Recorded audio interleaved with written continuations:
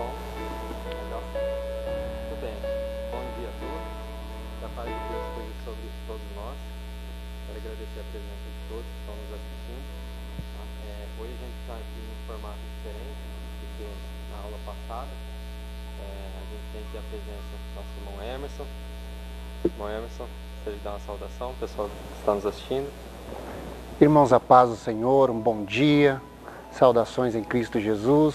É um prazer imenso, estarmos aqui esta manhã para esse bate-papo da Palavra de Deus. Nós somos aqui do Ministério Madureira, Assembleia de Deus, Ministério Madureira, presidido pelo pastor Wagner, pastor presidente, e a pastora Raquel. E é uma honra muito grande estarmos aqui para esse bate-papo da Palavra de Deus.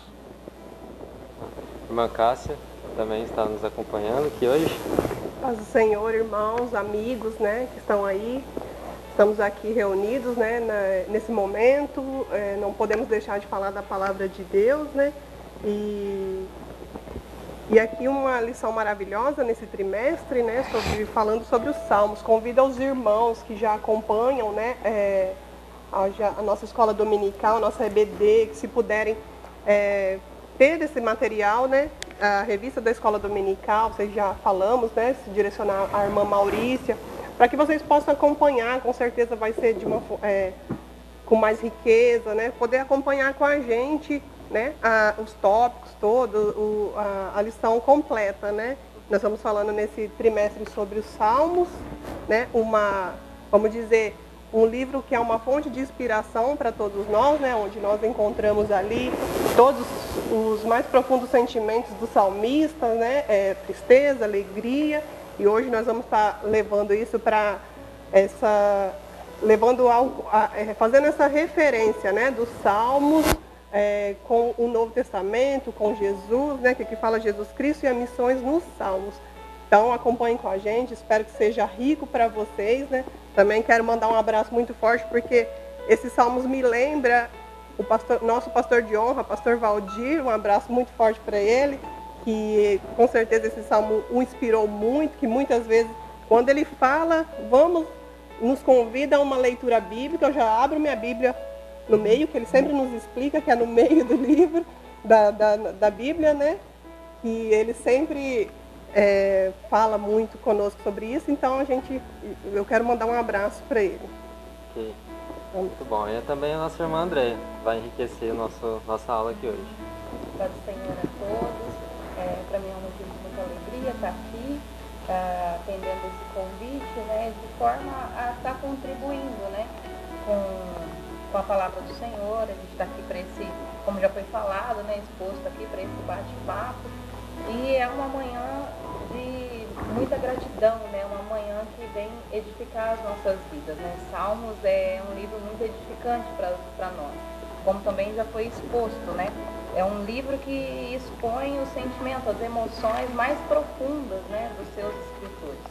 Um tema bastante atual, e hoje estaremos aí abordando este tema, relacionando os Salmos como uma profecia sobre a missão de Jesus, que ele veio aqui ao mundo. Então, que vocês possam ser edificados, assim como nós também estamos sendo edificados aqui.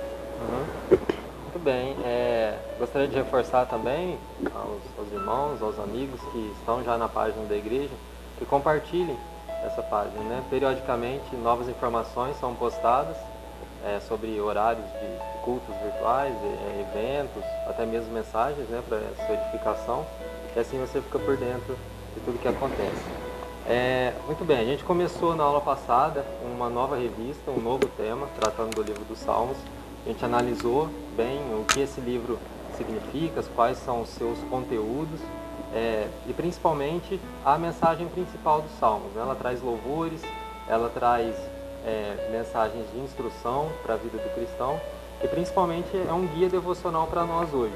A gente começou a falar sobre a importância dos Salmos na nossa vida, sobre a sua atualidade, como ela se encaixa bem em nossos dias, porque ela trata dos sentimentos mais profundos do ser humano, comum a qualquer ser humano, de qualquer tempo. Então no Salmo a gente vai ver uma declamação de profunda tristeza, e ao mesmo tempo a gente vai ver uma declamação de um êxtase em comparação à grandeza de Deus. Então a gente tem uma mescla de sentimentos, emoções, visões, interpretações. E hoje, não menos importante, a gente vai falar dos salmos messiânicos. A gente já viu que o livro dos salmos ele se divide em alguns salmos, né? Nós temos os salmos didáticos, nós temos os salmos imprecatórios, que falam sobre o juízo de Deus, salmos de louvores e também os salmos messiânicos, né? Que apontam para a vinda do Messias, do nosso Cristo. Tá? A gente viu também na aula passada alguns recursos que esses poetas, né, os salmistas são poetas, que eles usavam tanto para dar ênfase à mensagem que eles queriam transmitir, tanto para facilitar a memorização. Né? Naquela época, os salmos, as pessoas não tinham uma Bíblia como hoje temos, né? Que a gente pode abrir a qualquer momento e ler. Não, eles iam para a sinagoga e ali eles tinham um momento em que os louvores eram entoados. Né? Lembrando que o livro dos louvores, assim como o seu título em hebraico sugere, livro dos Salmos, ele era acompanhado de instrumentos de corda, né? Então ele era tocado. Hoje a gente lê, mas na época era tocado. Era o inário, assim compunha o inário de Israel. Tá? Então esses recursos facilitavam a memorização, né, do povo de Deus. A gente viu vários tipos de paralelismo. E hoje, a gente está na segunda aula, a gente vai tratar dos salmos messiânicos. Tá? O que significa um salmo ser messiânico? A gente tem aproximadamente, no livro de Salmos, 24 salmos messiânicos. Então, 150 salmos, provavelmente 1/6 do livro de Salmos, são salmos proféticos, que profetizaram a vinda do Messias. Não só a sua vinda, como também o seu sofrimento, a sua glória, o seu reino eterno. E não para por aí. A gente vê lá no Novo Testamento que o próprio Jesus cita muitas vezes os salmos. Além dele citar muitas vezes o livro de Isaías, as profecias de Isaías, né, que é o profeta messiânico, ele cita também os salmos, onde encontra-se muitas profecias. Não só Jesus, como também os discípulos também. Lá no comecinho de Atos a gente já vê citação do livro de Salmos, por Pedro, depois por João também. E hoje, basicamente, a gente vai focar em 3 salmos. O Salmo 2, o Salmo 22 e o Salmo 110. Tá? O Salmo 22 é o nosso texto áureo, é o chamado Salmo da Cruz, né? Quando Jesus cita lá na cruz: Deus meu, por que me desamparaste? Diz assim o texto áureo: Deus meu, por que me desamparaste? Por que te alongas das palavras do meu bramido e não me auxilias? A gente sabe que naquele momento em que Cristo estava ali na cruz, ele estava com maldição, ele estava carregando toda a maldição do pecado em suas costas. Né? O pecado que hoje nos traz a paz estava sobre ele. Então naquele momento, ele estava carregando o pecado da humanidade. Né? E por isso ele clama: Deus meu, por que me desamparaste? Porque ele era ali no momento o Cordeiro, né, que estava fazendo a expiação pelos nossos pecados. Então a gente já vê isso há 3.000 anos antes, né, 1.000 anos antes de Cristo, a presença dessa profecia. Para quem não sabe, os salmos foram escritos em média no ano 1000, no século X mais ou menos antes de Cristo. Tá? Então a gente tem em mãos hoje na nossa Bíblia um livro de 3.000 anos aproximadamente. Tá? A nossa verdade aplicada. Alguém poderia ler para nós, por favor, a verdade aplicada? Lancácio. Verdade aplicada. Os salmos também testificam acerca de Jesus Cristo, sua obra e o plano divino de alcançar os povos para que todos o adorem. Não só mostra o sofrimento de Jesus, né, a sua glória, como também ela aponta para uma mensagem missionária, ou seja, que a mensagem de Cristo seria para todos os povos. A gente vai ver isso em 2 salmos específicos daqui a pouco, que é o Salmo 117 e o 67, não me falha a memória. Os objetivos da nossa lição: compreender as mensagens proféticas do Messias, apresentar o sofrimento do Messias e destacar a missão dada por Cristo ao seu povo. Vou pedir para a irmã Andréia, por gentileza, ler o Salmo 2 para a gente. Pode ler até o versículo 3 somente. Porque se amotinam as nações e os povos imaginam coisas vãs? Os reis da terra se levantam e os príncipes juntos se mancomunam contra o Senhor e contra o seu ungido, dizendo: rompamos as ataduras e sacudamos de nós as suas cordas. Então a gente já vê aí uma elevação daquilo que aconteceu no momento em que Cristo foi traído, foi crucificado. As pessoas se comunavam para tentar destruir o Messias, né? No Salmo 22, nos diz assim: todos os limites da terra se lembrarão e se converterão ao Senhor, e todas as gerações das nações adorarão perante a sua face. Esse Salmo 22 já faz uma referência melhor à questão missionária, né? E o Salmo 110, disse o Senhor ao meu Senhor: assenta-te à minha direita, até que ponha os teus inimigos por escabelo dos teus pés. Olha só que interessante essa primeira frase, né? É o salmista dizendo: disse o Senhor ao meu Senhor. Ou seja, é como se aparecesse dois senhores, né? Quer dizer assim: disse o Senhor Deus ao meu Senhor, Cristo, né, o Messias: assenta-te à minha direita. Como a gente sabe hoje, Cristo está sentado à destra de Deus, até que ponha os teus inimigos por escabelo dos teus pés. Então esses três salmos, eles ilustram bem as profecias dadas através dos salmistas com respeito a Jesus, com respeito ao Messias. E também apontam para uma missão, para uma mensagem que alcançaria não só o povo de Israel, mas também a todos os povos, todas as nações. Tá? Inclusive no Salmo 2, que a irmã Andréa leu para nós, a gente encontra lá em Atos, quando Pedro e João, eles são levados lá para o Sinédrio, depois soltam eles e Pedro se levanta e faz essa oração. Porque os povos se amotinam, né? Porque se comunam para tentar destruir o seu ungido, né? O Messias. Tá? Muito bem. Introdução da lição diz assim: estudaremos os salmos messiânicos e missionários, destacando a mensagem profética, o sofrimento, o triunfo de Cristo e o propósito de Deus para todos os povos. Então, nesse salmo, o salmo de número 2, né, que é o nosso foco, que é o nosso eixo central, a gente vai falar da revolta, né, dos povos contra o ungido, o triunfo do Messias, tá, que é o próprio Cristo. A gente pode ver já a nomenclatura, né? Messias, ungido, também ungido é um nome para Cristo, um codinome para Cristo. E depois a gente vai ver também o reinado, né, de Cristo, o reinado do Filho de Deus sobre as nações. A gente vai circundar em torno dessas três prerrogativas, tá? Que aparece no Salmo de número 2. Alguém gostaria de fazer um comentário no começo da lição quanto a isso? Não, Wendel, eu acho que a gente pode dar sequência, né? Porque você já explanou bem e o tópico 1 já vai começar a entrar onde, né? Certo, muito bem. No tópico 1.1, a gente tem aqui a revolta do povo contra o ungido de Deus, né? O Salmo 2 começa com a seguinte indagação: por que se amotinam as gentes e os povos imaginam coisas vãs? A palavra amotinar significa enfurecer-se, revoltar-se.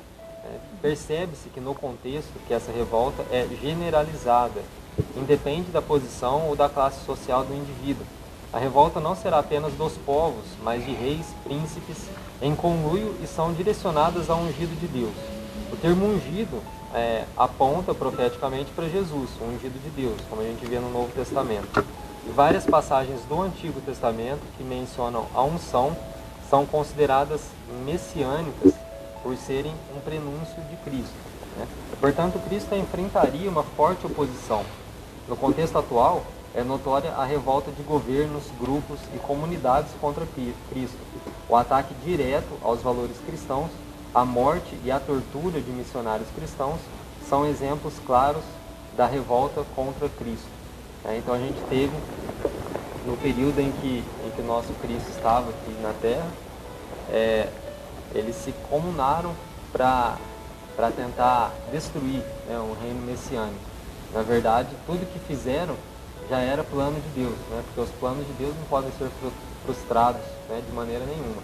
Então, tudo que fizeram, né, a própria traição de Judas, tudo é propósito de Deus, né? O próprio Jesus falou assim: ai de quem o Filho do Homem é traído, mas o Filho do Homem vai conforme Deus predeterminou. Então a gente vê já na época de Cristo, né, essa revolta contra ele, contra a sua mensagem, contra a mensagem do reino dos céus, e trazendo para os nossos dias, a gente continua vendo, né, falsas ideologias, tudo aquilo que tenta fazer com que a igreja, o povo de Deus, seja maculado, né, com que os valores, os princípios cristãos sejam distorcidos, sejam mudados, né, à mercê do relativismo moral que a gente vive hoje, não só na nossa sociedade brasileira, como na sociedade mundial, né? A gente vive uma crise de valores, e essa crise de valores a gente pode apontar como sendo uma das principais ferramentas, né, que o inimigo tenta usar contra a Igreja de Cristo, né? Se a gente não pode, imaginando o mal, né? Se o mal não pode vir com armas e bens, ele vem com ideologias, né? Ele vem tentando destruir a base, que é a família, que são as pessoas que buscam a Deus, né? O triunfo do Filho de Deus, tá? É o tópico 1.2. Diz assim: percebe-se que a revolta e o conluio dos reis e príncipes, dos povos e as nações relatadas no Salmo número 2, tinham por finalidade romper as ataduras do Messias. Rompamos ou removamos ataduras e cordas. Não querem o domínio e o poder sobre eles. Isso retrata que eles não se submetem ao senhorio de Jesus Cristo, né? Da mesma forma, a gente pode, é aquilo que a gente estava falando agora, né? Esse relativismo moral é uma forma de insurgir-se, né, contra o senhorio de Cristo. É uma insurreição contra a autoridade daquele que tem autoridade de fato sobre o céu e sobre a terra. O próprio Cristo diz: todo poder foi me dado no céu e na terra. E desobedecer à sua vontade, né, as leis que ele determinou, né, tanto as leis naturais quanto as leis morais, é de fato uma desavença, uma insurreição contra o próprio Cristo, contra o próprio ungido, né? E a Igreja de Deus tem que estar muito atenta quanto a isso, porque essas coisas elas vêm sorrateiramente, né, sem que se perceba. E quando a gente vê, já é como um vírus, né? A gente está vivendo uma situação, o vírus, eu posso contrair ele aqui no momento, eu vou ficar dias sem saber que estou doente, mas na verdade já está acontecendo um processo dentro de mim, tá? Então essas ideologias, tudo que vem de fora, com a tentativa, né, com o intuito de destruir a família cristã e os valores que o próprio Cristo estabeleceu, é como se fosse um vírus mesmo, tá? Algum comentário? Oi, André, Cássia, André, nós poderíamos imaginar o seguinte: essa atuação, né, esse conluio maligno, né, o comentarista deixou claro aqui, o ataque direto aos valores cristãos e a morte e a tortura de missionários cristãos são exemplos claros da revolta contra Cristo, né? E faz parte de uma profecia maior. Você citou algo que aconteceu no passado, né? Ali ele se opondo ali com o próprio Jesus físico ali, né? Com a sua mensagem, com o Evangelho. Nós temos hoje no presente, né, esse conluio que a gente vê para bloquear a expansão do Evangelho, dessa mensagem, né, messiânica, dessa profecia. Nós vemos isso claramente, né? E futuramente, né, a Bíblia ela relata uma profecia maior ali em Ezequiel 38 e 39 e Zacarias 14, né, de uma revolta onde os reis da terra vão se unir contra aquele conflito, poderíamos dizer assim, o conflito final, né, onde Cristo virá e dará o checkmate. Mas hoje nós vemos muito isso, né? Nós estamos percebendo isso acontecendo, né? Essa tortura, essa forma de bloquear, de parar os missionários, o cristianismo, essa mensagem, né? Muitos não dão valor a essa mensagem final, né? Do juízo de Deus. Eles fazem de tudo para bloquear isso, né? De forma, nós vimos ontem, teve uma notícia, né? Esses países que foram atingidos por esse vírus, o coronavírus, se não me engano o Paquistão, ele bloqueou aquela ajuda de custo para os cristãos. Eles não vão ter direito. Nós já vemos indício, né, desse conluio sendo armado para bloquear, para torturar, para colocar os cristãos de uma forma assim, né, de tortura, de desprezo, menosprezando, para bloquear mesmo. É interessante que a gente percebe que esse salmo, a gente, no contexto que a gente vive hoje, a gente está passando por essa profecia, né? Porque Sim. ele não se resume apenas naquilo que aconteceu com Cristo quando ele estava na Terra, né? Que nem o Emerson colocou aqui, é uma profecia muito maior. Então a gente percebe que parcialmente ela está sendo cumprida e nós estamos passando por ela, porque no nosso tempo atual a gente vê isso, que nem foi colocado, né? Existem países, a perseguição contra os cristãos é muito grave, é muito forte, né? Pessoas morrendo, né? Por amor a Cristo, por não negar a sua palavra.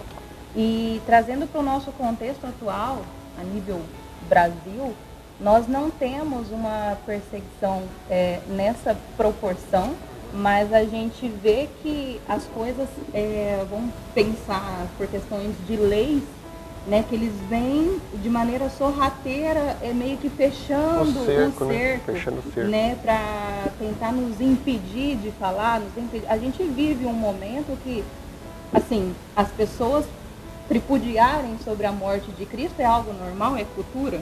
Mas a gente falar sobre o amor de Cristo, a gente falar sobre a palavra de Deus, muitas vezes soa como um tom pesado, eu estou te ofendendo, eu estou te reprimindo. Então a gente já tem essa certa dificuldade nos tempos de hoje. E leis, né? A questão da figura de linguagem é muito interessante, porque assim, eles mudam a figura da linguagem para que a aceitação seja unânime. Por exemplo, um tema polêmico, o aborto. Você falar sobre o aborto com essa palavra soa algo pesado, então de repente não teria aceitação de todos, mas aí eles mudam a figura de linguagem, né? Agora não fala mais sobre aborto, agora fala sobre a liberdade da mulher de escolher. Sobre o corpo, né? Então o tema liberdade, ele já é algo que dá mais amplo, isso, né? é algo mais amplo. Então, não vamos falar sobre o aborto, porque isso daí vai ser pesado, então vai gerar conflitos. Então vamos falar sobre liberdade. A mulher agora ela tem a liberdade. É um outro ponto de vista que, na verdade, acaba falando da mesma coisa. É uma palavra bonita, né? Isso. Aí eles mudam a figura de linguagem e isso vai entrando. Então a gente percebe leis que caminham para questões que a gente, assim, daqui a um tempo a gente não vai poder mais pregar contra isso. Se você pregar contra isso, você vai ser preso, você corre o risco de ser preso. Exatamente. Então, assim, a gente deixa bem claro que o ser humano em si é digno de aceitação, de amor, de cuidado, de amparo, mas a gente prega contra uma prática que a palavra de Deus abomina. Então, a gente não pode aceitar.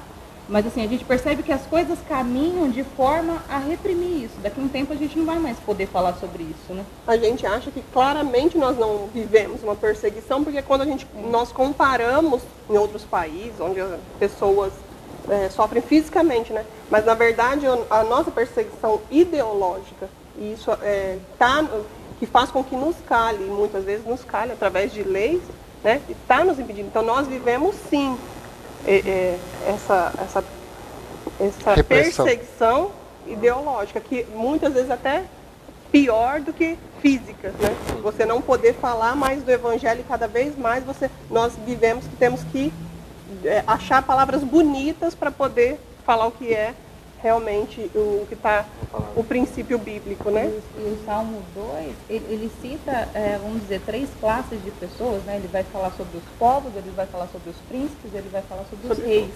Então, a gente percebe que é uma abrangência total, desde cidadão até ao governo, ao mais alto escalão, exatamente isso. E quando ele cita aqui, os reis da terra se posicionam e os governantes, ou seja, reis e os governantes Não são apenas 2 grupos, né? Eles representam a autoridade sobre a terra, né? Onde ele tem esse poder sobre todos, né? Sim, a estrutura geral, né? A estrutura Poder. geral.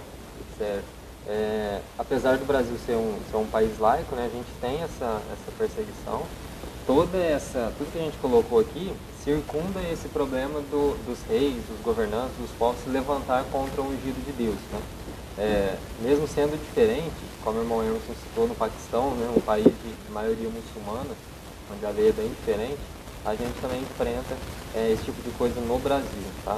Então, tudo isso, a gente fecha aqui o primeiro tópico, a revolta contra o povo de Deus. A gente viu que não foi só uma revolta contra o Cristo, homem, né, enquanto ser humano na Terra, mas é uma revolta contra o poderio de Cristo, né, contra o senhorio de Cristo, que é eterno e que está vigente. Né? Nós estamos o reino dos céus é chegado até nós, né? Nós estamos vivendo essa era de conversão e salvação. O tópico 1.2 vai falar sobre o triunfo do Filho de Deus. Tá? E um versículo muito interessante é assim, ó, o Senhor deu ao seu ungido vara de ferro, com a qual ele fará em pedaços as nações rebeldes. Né? Fala que o Messias regerá conceito de ferro, ou seja, terá um domínio que nenhuma outra nação poderá desfazer. Ele dominará sobre os povos. E ele terá um reinado também. A gente vê isso lá em Mateus 25, versículo 31, diz assim: quando vier o Filho do Homem na sua majestade e todos os anjos com ele, então se assentará no trono da sua glória, e todas as nações serão reunidas em sua presença, e ele separará uns dos outros, como separa os cabritos das ovelhas. Então a gente tem o próprio Jesus falando sobre o reinado, né, o seu reinado eterno que será estabelecido. Tá? Portanto, né, nós falamos sobre as 3 profecias, sobre o sofrimento, o levante, né, contra o ungido de Deus, o triunfo e o reinado do nosso Cristo. Tá? O tópico 2, ele vai tratar do sofrimento do Messias. Tá? Também no Salmo 22, são dados detalhes sobre o que Cristo padeceu, sobre o que Cristo sofreu.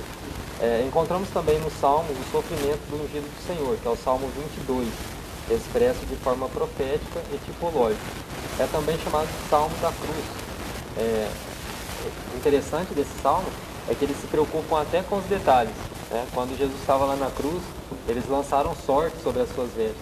Vamos ver quem vai ficar com as vestes de Cristo aqui, vamos ver, vamos lançar sorte.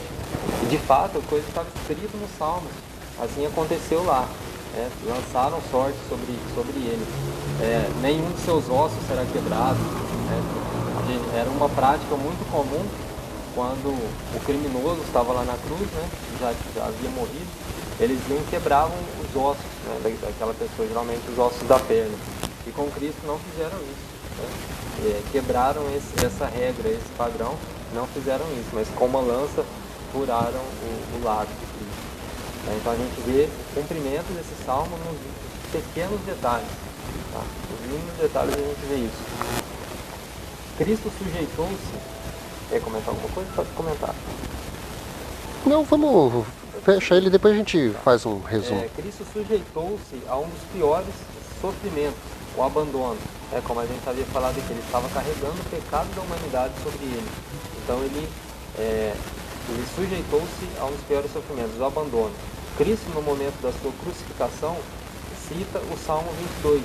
E perto da hora 9, né, às 3 horas da tarde, exclamou Jesus em alta voz, dizendo: Eli, Eli, lama sabachthani, isso é, Deus meu, por que me desamparaste? Cristo abre mão de sua glória para aceitar a punição que deveria ser aplicada aos homens, a mim e a você. Pois o pecado faz separação entre Deus e o homem. Cristo nos resgatou da maldição da lei, fazendo-se maldição por nós. Então o pecado que separa o homem de Deus estava separando Cristo naquele momento, estava se fazendo maldição do Pai. Por isso ele clamou: Deus meu, por que me desamparaste? No dia 3 horas da tarde, o céu se escureceu. Um protesto, né, como se dizendo assim, Deus abandonou, né, entre aspas, porque ele não estava abandonando o filho amado dele, o filho querido. Ele estava abandonando aquele que estava carregando a maldição todos os pecados sobre nós, sobre ele, né? Todos os nossos pecados sobre ele. É interessante essa declaração, né? Meu Deus meu, por que me desamparaste? É como se fosse Cristo estivesse sentindo ali, você colocou muito bem, a sensação do que é estar separado de Deus, né? O que é o pecado do homem, essa separação do pecado, do homem pecador e Deus. Ele sente ali naquela hora, que ele exclama, né? Deus meu, por que me desamparar? É interessante essa declaração. Cristo sentiu na pele, né? Ele se fez maldito. Toda a maldição que caía sobre nós, agora estava sobre ele. E ele sente isso de forma, né, que essa declaração, né? Deus meu, por que me desamparaste? Na verdade, nós como cristãos, a nossa busca é por unir-se a Deus, né? O que nós mais queremos? Nos unir a Deus. Tanto que se falasse, você vai ser salvo, você vai para o céu, só que Deus não vai estar lá. Você gostaria de ir? Mesmo que fosse, né, os palácios, mesmo que fosse... Esse ponto é muito importante, né? É muito importante, porque o que faz o homem se perder, na verdade, é a separação de Deus. Nós somos criaturas dele, feitos para ele, né? E eu sempre até cito Agostinho, que diz que o Senhor nos criou para ele, e a nossa alma ela se encontra inquieta enquanto não retorna, enquanto não repousa em Deus. Então essa é a nossa inquietude durante o tempo que nós estamos aqui na Terra. É aquela sensação de falta. O que falta em nós? Falta nos unir com o Criador, falta nos unir com aquele que nos fez. É como uma criança recém-nascida sem a mãe. Acredito que essa é a melhor imagem. Então, a separação de Deus é a pior coisa que pode acontecer ao ser humano. A pior coisa que pode acontecer a nós não é ser injustiçado, ou sofrer perseguições, ou sofrer fome. Essas são coisas ruins, é claro, aqui, né, na Terra. Mas, num contexto mais geral, sob perspectiva da eternidade, o que de fato é ruim é a separação de Deus. O próprio Sócrates dizia assim, é melhor sofrer uma injustiça do que cometê-la. Ou seja, é melhor você sofrer injustiça do que você mesmo cometer um pecado. E cometer o pecado significa estar separado de Deus, né? Nada pode acontecer a um homem, nada de ruim pode acontecer a um homem bom. O que significa? Se você está com Deus, se você busca a sua vontade, tudo que acontece que aparentemente é ruim, na verdade não, porque o ruim é estar separado de Deus. E em suma, essa é a pior das coisas, né? E os salmistas explanam muito bem isso, né? Quando começa a dizer assim, a minha alma tem sede de ti, eu não consigo viver sem ti. Vários textos, né? Vários textos dos Salmos colocam Deus assim como a base, né? O alimento para a alma, o alimento para a vida. Tá? O Emerson estava comentando aqui e o tópico 2.2 diz assim, zombaria e desprezo. O Salmo 22, né, no seu versículo 6, ressalta, mas eu sou verme e não homem, opróbrio dos homens e desprezado do povo. Olha só, eu sou verme e não homem. Ele estava se sentindo o mais vil possível, né? O mais desprezado dos seres humanos. Denota-se na presente passagem, né, que o completo esvaziamento de si, comprovando o que o apóstolo Paulo fala lá em Filipenses. Quando Cristo assumiu a forma de servo, como profetizou Isaías, tão desfigurado que nem parecia ser um ser humano, né? Isaías fala assim, não havia nele nenhuma aparência, nenhuma beleza para que o desejássemos. Ele estava totalmente ali desfigurado. O próprio Paulo também fala assim, ele esvaziou-se, tomou forma de homem e se esvaziou totalmente, sendo obediente até a morte de cruz, que é a morte mais desprezível a um ser humano. Só fazer uma observação aqui, né, no início do texto. Interessante que Jesus, quando ele clama ali, ele suplica, ele fala Eli, Eli, lama sabachthani, que na verdade ele fala em aramaico, né? A linguagem que aquele povo que era para conhecer, que conhecia toda a escritura de Salmos, o livro de Salmos, estava compreendendo ali o que ele estava falando. Ele não usou o latim, ele não usou o grego, ele usou o aramaico, né? A linguagem da nação dele, né? E aí, e é interessante que Jesus ali também pode estar se posicionando de uma forma que chamando a atenção para o salmo completo, né? O salmo completo que no final do tema é a vitória, né? Ele pode estar chamando a atenção daqueles para esse tema final que é a vitória.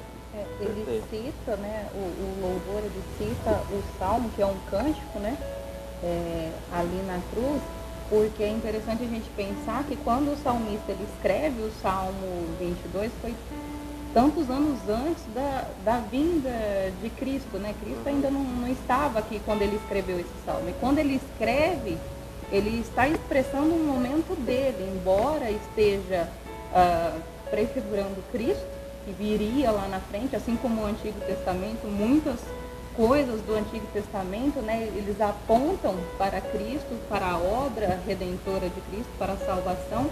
E este é um dos salmos que está no Antigo Testamento que ele faz essa simbologia, né? Ele aponta para algo que iria acontecer lá na frente. E aí mas é interessante que o salmista ele estava vivendo esse momento, né? Para ele expressar isso, ele estava vivendo. E aí quando Cristo ele vem e cumpre a sua missão e ali na cruz ele cita o salmo, é como se estivesse trazendo a memória daquele povo. Olha, isso foi falado lá atrás. Isso já apontava lá atrás. Aqui é o cumprimento daquilo que foi falado há tanto tempo atrás, né?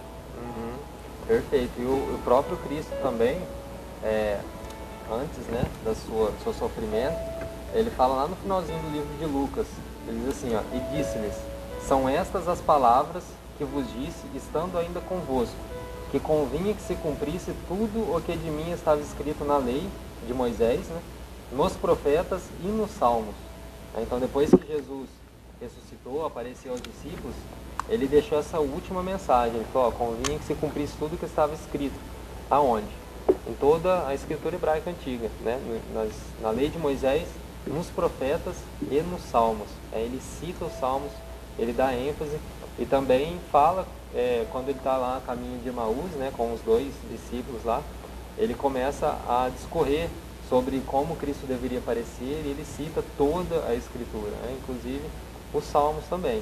Então, os salmos nos é um guia, né, para essa compreensão das profecias que confirmam que, de fato, Cristo é o Senhor, Cristo é o Messias, não o Salvador do povo judeu apenas, mas todos quanto receberam, né, deu-lhes o poder de serem feitos filhos de Deus, né, no caso, nós também. E aqui, né, com essa mensagem que Jesus deixou, eu já entro também no último tópico, é o tópico 3, ele vai falar do sacerdócio real de Cristo e dos salmos missionários. Tá? São 3 salmos, o 67, o 110 e o 117. Primeiro ele fala sobre o sacerdócio da ordem de Melquisedeque. Isso no Salmo 110. O que significa ser segundo a ordem de Melquisedeque? Ter um sacerdócio eterno, né? O sacerdócio que não se passaria adiante. E assim é o sacerdócio de Cristo. Ele intercede por nós. A gente viu quando na morte de Cristo, no momento em que ele expira na cruz, o véu do templo rasga, né? Esse véu, ele significava a separação, né, das pessoas que entravam ali para o Santo dos Santos, onde só o sacerdote poderia entrar. Então Cristo é o nosso sacerdote, ele nos dá acesso ao Pai, né? E esse sacerdócio, ele não será passado adiante, ele será de Cristo por toda a eternidade. Depois a gente vê também os salmos missionários, né? O Salmo 67 e o Salmo 17. Eu vou pedir para alguém ler o Salmo 117, por favor, enquanto eu abro o 67 aqui para a gente ver. 117, é o menor salmo. Pode ler. Louvai o Senhor todas vós nações, louvai-o todos vós povos, pois a sua benignidade, misericórdia é grande para conosco, e a verdade do Senhor dura para sempre. Louvai ao Senhor. no primeiro versículo, louvai ao Senhor todos os povos. Né? A gente sabe que no mundo antigo, né, lá dos hebreus, eles tinham a ideia que existiam dois tipos de pessoas no mundo. Né? Os judeus, os hebreus, né? E os gentios. Né? Esses dois tipos. Só existiam esses dois tipos de pessoas. E, na verdade, o que a gente chama de gentio, o que eles chamavam de gentios, são todos nós. Né? De vários lugares, de todos os cantos da terra. Né? E aí esse Salmo 117, o menor salmo, vai explicar bem isso. Ó, louvai todos. Né? No Salmo 67, a gente tem o seguinte: seja Deus gracioso para conosco e nos abençoe e faça resplandecer sobre nós o seu rosto, para que se conheça na terra o teu caminho, em todas as nações a tua salvação. Olha só essa última frase: em todas as nações a tua salvação. Então o Salmo já aponta não para um Messias líder político de Israel, que iria liderar a nação, né, do povo judeu politicamente, né, queria mudar a economia. Eles esperavam um líder desse, um líder político. Né, talvez queriam libertar eles do poder dos romanos, né, que imperava ali naquela situação. Mas não, os salmos já apontam para uma salvação universal, né, para todos os povos, para todas as nações. Esses são os salmos missionários. E por fim, o nosso tópico 3.3 diz assim: que todos louvem ao Senhor. Salmo 117 faz parte do grupo de salmos identificados como Salmo Halel, Salmo de louvor, 113 a 118. Depois os irmãos podem ler do 113 ao 118 em casa para entender mais sobre esses salmos. O Salmo 117 é o menor de todos eles, contudo é um chamado universal, quando afirma todas as nações, todos os povos. São dois os motivos apresentados: benignidade e verdade, ou misericórdia e fidelidade. A ênfase recai sobre o caráter de Deus e não nos feitos. Em um tempo de tanto destaque, às vezes até demasiadamente, quanto aos feitos humanos, é interessante refletirmos sobre o caráter, a essência. Qual que é a essência desse salmo? Deus é amor e fiel. O apóstolo Paulo citou esse salmo ao discorrer sobre o fato de Cristo ter nos recebido, enfatizando os gentios. Os irmãos podem ler também em Romanos 15, 11. Tá? Mas em suma, a verdade é que os salmos, eles apontam para a vida de Cristo, a vida do Messias, 1000 anos antes, apontam para o sofrimento do Messias, a forma como ele iria sofrer para a remissão dos pecados, e aponta também para o triunfo e para o reino eterno do nosso Cristo, do nosso Senhor Jesus Cristo. Então a gente tem um salmo que pode evidenciar muito bem o que aconteceu no período em que Cristo esteve na terra. Tá? É uma prova irrefutável, né? Um conteste daquilo que aconteceu de fato e que foi deixado há 1000 anos antes em forma de profecia para aqueles dias. Tá? Além disso, a gente vai continuar também nas próximas aulas a degustar, né, o livro dos Salmos em seus vários aspectos: louvor, gratidão, adoração, dentre outros. A conclusão da nossa lição: louvemos a Deus por seu amor e fidelidade, bem como pelo seu plano redentor executado por intermédio de Cristo. Recumpramos com fidelidade e no poder do Espírito Santo a missão de anunciarmos a salvação até os confins da terra para a glória de Deus. Tá? Então, Cristo já morreu, ressuscitou para a remissão dos nossos pecados.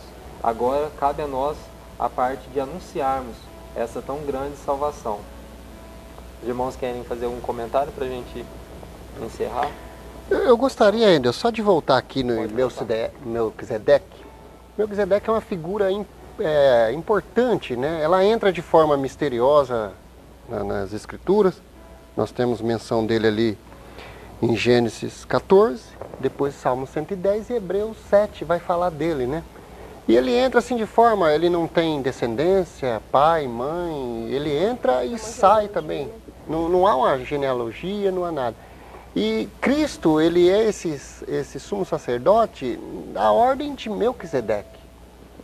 Abraão, ele representava o quê? A nação, né? A nação dos hebreus, o povo de Deus. E ele reconheceu em Melquisedeque a autoridade de Deus.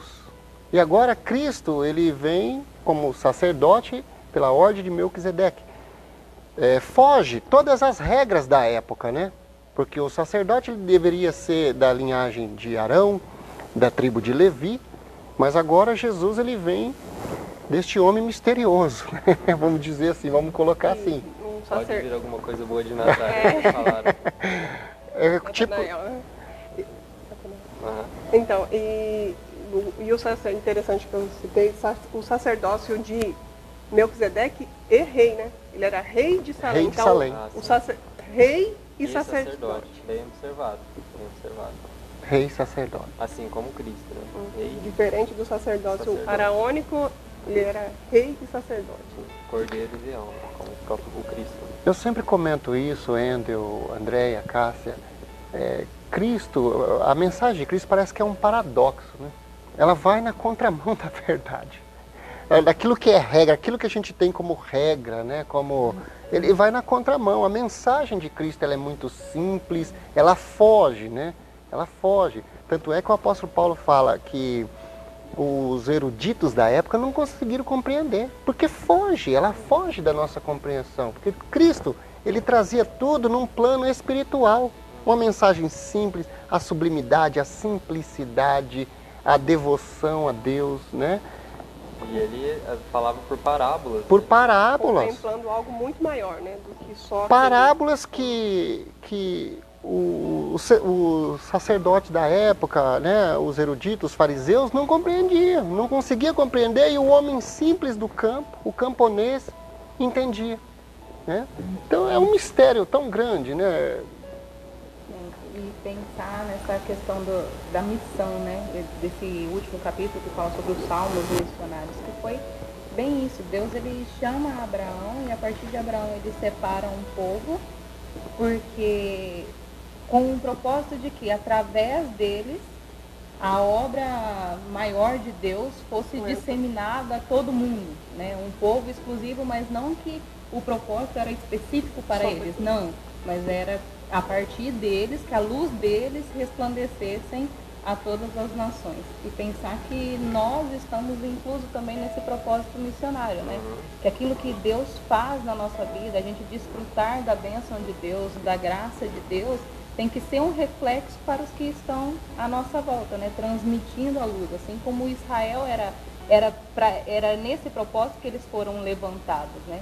Que ao desfrutar da bênção de Deus, ao desfrutar daquilo que Deus tinha, as demais nações conhecessem a esse Deus e adorassem a O esse Salmo Deus. 67, Deus, tenha misericórdia de nós e nos abençoe, e faça resplandecer o seu rosto sobre nós, para que se conheça na terra o teu caminho e em todas as nações a tua salvação.